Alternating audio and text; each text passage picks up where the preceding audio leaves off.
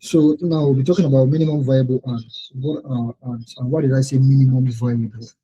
Minimum viable in this context is saying that the least you could do to get the best out of the ads you are running, right? And I've been doing this for close to a decade. I've done the whole shebang. I've done graphic design. I've done video editing. I've done copywriting, which I think is the core of marketing. If you have all these skills that I've just mentioned without copywriting, you're as good as just a graphic designer or a video editor. You are not really a marketer. There's no marketer that will call him or self a marketer without at least having some copywriting skills. And copywriting in this regard does not mean you know how to write stories, or even though that can come in handy, but knowing how to write stories, knowing how to, write novels, that's not copywriting. The essence of copywriting is to uh, encourage or persuade a particular reader or the target market or whoever is viewing the content to take a particular action. And most of the time, the action is to buy, right? But there's a psychology of selling without, being spammy or pushy. That is what I will show you a glimpse of in this lesson, right? So, I don't know if you can give us a show of hands who here um, can, can see me. Who can see me? Put on your cameras, let me know, raise up your hands, put in the chat box, can you see me? Okay, great, you can see me. Now close your eyes. Now, can you tell what I'm doing right now? No. Good, open your eyes. Right. What I just showed you now is the importance of marketing, and I'll tell you why.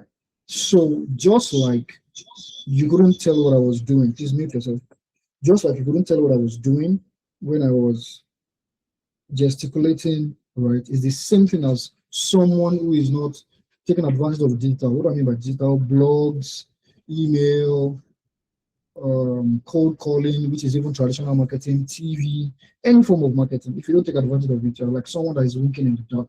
Nobody can see you. Nobody knows what you're doing except the people that probably correspond with you or someone refers you. And even that is a type of marketing, which is advocacy, right? So no business can thrive or exist or can operate into perpetuity. That's perpetuity. That's what accountants call going concern.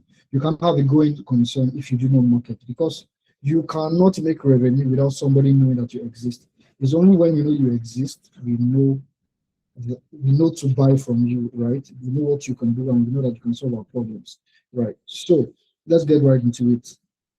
Now, before you begin to market for any brand, now I'm talking to you as people who want to, market for either yourself or brands. You must know something, or you must know almost all about the brand. So you must be able to research the brand values, the solutions that the brand is procuring, right, to the target market. And then who is the target market of that brand? I believe that you must have been taught this during social media management and all of that.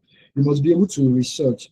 And then you can't prescribe a medication as a doctor without diagnosis. So if I don't know what is wrong with you, you come into my hospital and I'm like, oh, I'm not feeling fine. Oh, just take Panadol antibiotics. You'll be like, this doctor wants to kill me.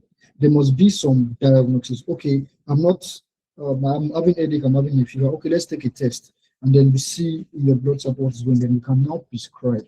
It's the same as this in marketing. You must know why you are not making sales. If you already are using some marketing platforms, what are you doing wrong? So then we know what not to continue to do and then what to do, right? There's a saying that says it's insanity to do the same thing over and over again, expecting different results, right? So that's marketing in a nutshell. Trying to do, and that is why this is called minimum viable ads, right? Minimum viable funnels, whatever you want to call it. So that means what are the tested and trusted ways that if you at least do the minimum in that template that will give you results. Number one is you have to research. You cannot say you are a marketer if you're not a researcher, right? What are they selling? For instance, if you're selling something that has to do with let's say, a sex amplifying drug that increases the libido or makes the penis grow bigger. I see a lot of these ads everywhere. Obviously, your target market will be people who are having issues in their bedroom, right? Both female and male, right? Where will you find them? Where will you find this kind of people? Obviously, because they cannot really have sex, you find them in porn sites. So, porn sites, one, dating sites. There's most people that go on dating sites. So, that's where you find them, right? So, most of them, they will not be young because most young people, like when I say young, I mean between the age of 3 and 12, they don't really know much about sex, right? So, you want to target people who are actively engaging in sexual activities, right? So this, and then let's say is ulcer. Obviously, you won't go and market ulcer to people who have no issues with ulcer. So where will you find those kind of people? Obviously, they will be, checking health blogs. You want to check people looking for drugs that have to do with ulcer. So you can use a platform like search, like Google search. Check the keywords that people that have ulcer. People that are googling Exidin, I said exceeding Gaviscon, Gascol, and all of that. People that have, and then symptoms of ulcer. People are googling that kind of thing, and then you now sponsor to them, right? So that is that about that. You must be able to get a diagnosis before you can say, okay, this is how I'm going to market for these people. Let's move on from there. So when you're done with research, you research the company, you research the target market, you research the style that you would use to write your copy and all of that, right? Then you can begin to say, and this is part of the research, understanding the brand, right? So how do you understand the brand?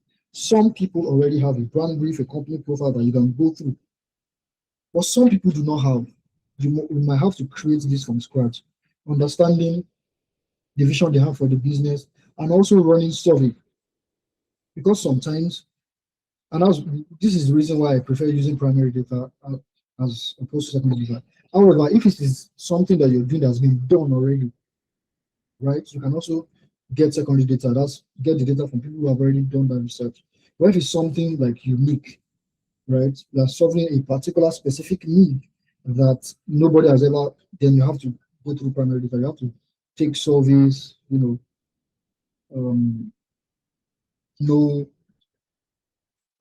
the pain point, the actual pain point of the target market, understand the competitors, the problem they are solving. How can you, coach?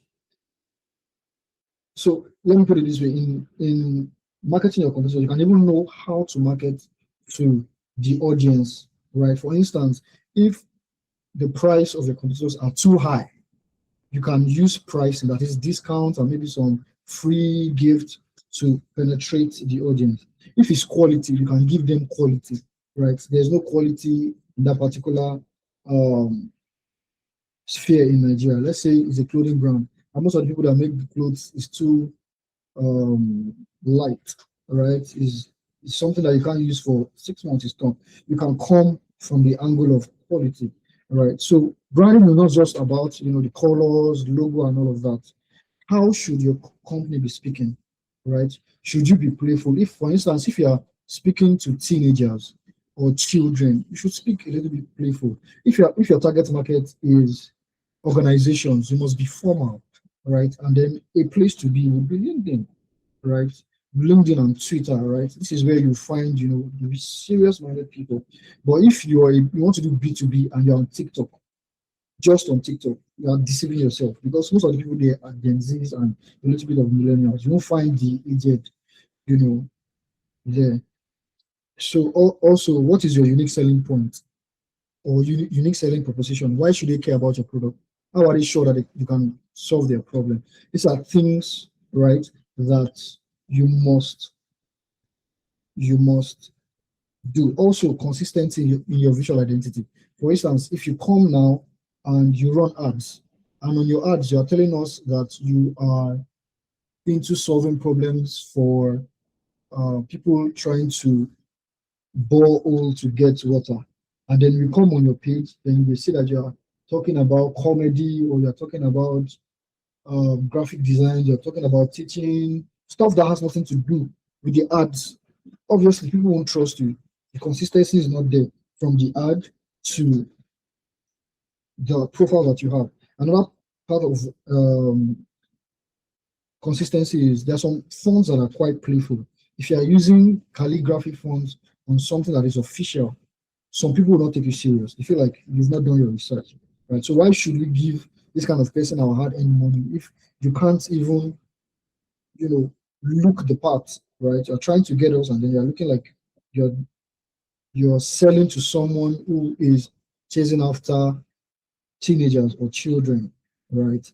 And then if your colors are all over the place, these are the things you used to get attention of children. If you watch Coco Melon or this auntie, whatever, I've forgotten what her name is, you notice they use a lot of colors because they're trying to get the attention of the children. And then like every 2 seconds, they're changing the scene. These are strategies. But for an adult, you don't use that kind of strategy, right? Both in your graphics or your video, whatever creative you're using. So let's move ahead. Now, talking about computer analysis, I've mentioned this earlier. You want to know how often are your customers posting? What are they posting about? What are they neglecting? Right? How fast do they respond to the needs of their clients or their leads in the comments? Right? When they are talking about their concerns, maybe I used your product and I'm not getting results, blah, blah, blah. How do they show care? How can you leverage on the lapses and the lookups that they have, and then you portray yourself as someone who really, pays attention to the decision and is doing all of these things, right? What is their offer? How can you give a better offer? How can you give a better offer, right? So these are the things that I feel like you should think about. Also, you want to read their reviews on Google, on Reddit, on Quora to know what they pump with. I actually use Quora and Reddit a lot, especially when I'm dealing with international clients. This is where they ask questions, right? There's also a tool, I hope I remember to say that it's called, let me even say now, Answer the Public, where you know what, and thank God it's been infused with AI now, right? It's been developed and built by someone called Neil Patel, where you actually know exactly what your customer is asking. What are their pain points? What are they dealing with in the sphere of the solutions you are providing, right? So it's not just about copying and pasting your computer strategy. No, it's about knowing what is working for them and knowing how you can do it better, right? And then leverage on their own weaknesses if that is your strength, right? And this is why we use some things like Ad Library. It's on Facebook. Where they're running your computers when they're running ads on Meta, as Facebook and Instagram, and also I think Threads now. So you can go through their funnel and see, okay, this is working, this is not working. Okay, this is wrong. I could do it better. Right. So that's the idea. So also you want to know the psychographics and the demographics of your target market. This is part of research, right? It's not just about saying women who are between the ages of 25 and 50. Let's say it's a fashion brand, a female fashion brand, like let's say Beyonce's clothing line, right? You also want to know what is keeping them up at night, right? Maybe it was the fact that they had a wardrobe malfunction because of the quality of the product they're having, right? You might want to market to them via that line. Also, who do they trust? For instance, there are some stylists. If you use them as influencers, people will listen to them. It's not like you are into the fashion brand and then you are picking a doctor, right, or a proco doctor to come and market something in that line. It doesn't make any sense. It has to be someone in the line of the business that you're working, right? Also, what is the specific problem that they are paying people to solve, right? So you want to know. If you ask me, marketing should revolve around the pain point of your audience, right? It should of your target market, right? You want to revolve around their pain, but because that's how they will know that you understand what they are going through, right? If I'm here and I'm telling you this thing works, and I'm not telling you that I know the side effects of a particular drug, I've gone through it, for this, and this thing almost wrecked my life. In fact, because it's hereditary, my child also passed through the same thing, right? You won't take me serious, right? If somebody is recommending a drug for you and that person has never used it, or told you that this is what my mom used at this particular time, and then this is what we use. I mean, this is what my mom went through at this particular time, and this was the drug we used, and now she's ill and healthy. And tell you, I can even call her right now so that you hear from the office mouth. You won't take that person serious. It's the same as a business. If the business right now doesn't understand your pain points, you won't take them serious, right? It doesn't understand what you're going through. So let's go to the next, the customer journey. Now, all this that you see are stages in the funnel, right? You have the awareness stage, you have the consideration stage, you have the decision stage or the conversion stage, and then you have the loyalty stage. And then this last stage is where customers, I mean, where companies want to be at, right? Because it costs you less to make someone buy from you again, right? For instance, if you use, let's say, A-Food or Chowdeck or Glovo, and sometimes you see pop-ups on your screen, it costs them nothing, right? Or you see email, it costs them something, but close to nothing, close to what they used to get you at the awareness stage, right?